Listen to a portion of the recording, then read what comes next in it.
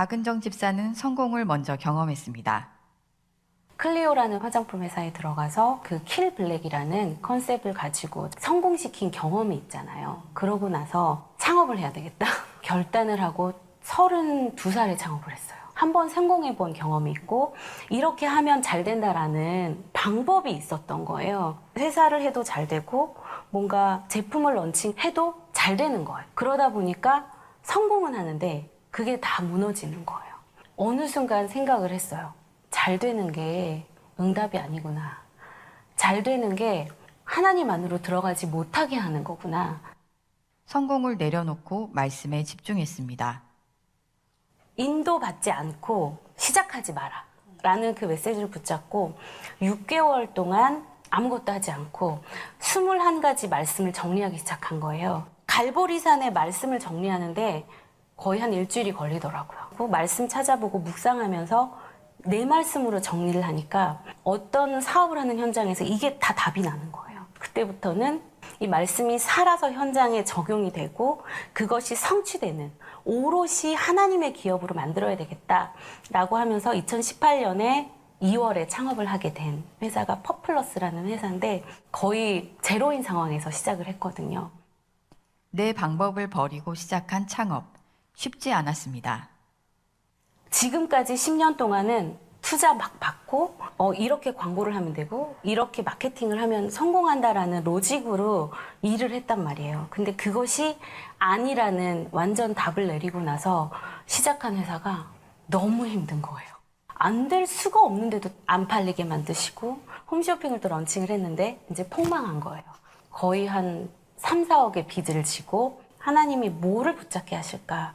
나를 통해서 하나님이 이루고자 하시는 게 뭔지를 알게 해달라고. 그때 진짜 무릎 꿇고 계속해서 말씀 따라가면서 랩넌트라는 한 단어를 하나님이 나한테 남기셨어요. 화려한 화장품 브랜드 이런 거를 만드는 게 아니라 랩넌트를 위해서 어떤 것을 할 수 있는지 그것을 붙잡게 하시고 하나님은 딸 유이를 통해 현장을 보게 하셨습니다. 애들은 엄마가 하는 화장을 이렇게 따라하고 싶어 하거든요. 근데 애기 것처럼 콩순이 막 뽀로로 이렇게 해놓잖아요. 그거를 사줬어요. 처음에. 그랬더니 몇 분 갖고 놀다 버리는 거예요. 그리고 엄마 화장품을 보는 거예요. 아, 그때 어른들은 어른들의 시선에서 애들을 보는구나. 그거를 깨달은 거예요. 그래서 제가 우리 어른들 쓰는 팩트 있잖아요. 그 팩트를 꺼내가지고 쿠션을 빨아갖고 그걸 말린 다음에 거기에 로션을 짜줬어요. 그래서 로션으로 팩트를 딱 만들어줬더니 그걸 안고 자고 친구들한테 발라주고 너무 좋아하는 거예요. 아, 이거다. 애들로부터 출발하는 것을 만들어야 되겠다라고 해가지고 얘가 로션이에요. 화장품이 아니라 로션인 거예요. 엄마 얼굴도 두드리고 엉덩이도 두드리고 하게끔 만들었고 이거를 이제 가방에 메고 다니는 거. 좋은 제품이 개발됐지만 여전히 제작비가 없었습니다. 빚쟁이들이 하루 종일 전화 오고 12시 넘어갈 때까지는 숨을 쉴 수 없을 정도로 진짜 야구르트 사줄 돈이 없었어요. 근데 그때 세상에서는 정말 몇십억을 투자하겠다. 그거를 참는 게 너무 힘든 거예요.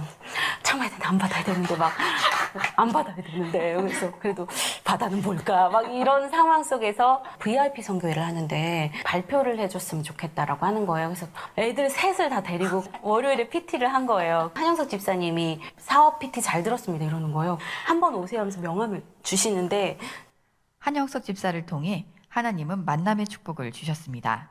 만남의 축복으로 이드로 장로를 만났고 너무 감사한 거는 정말 한 번에 알아봐 주시고 그 한영석 집사님도 놀라셨대요. 자기는 이렇게 투자가 결정된 거를 본 적도 없고 얼마나 깐깐한데요. 재무제표 보고 뭐 투자 결정되는데 1년 넘게 걸릴 텐데 월요일에 계좌번호를 보내시라는 거예요. 근데 제가 어떤 거를 배웠냐면 아, 랩넌트를 사랑하는 마음이 이런 거구나.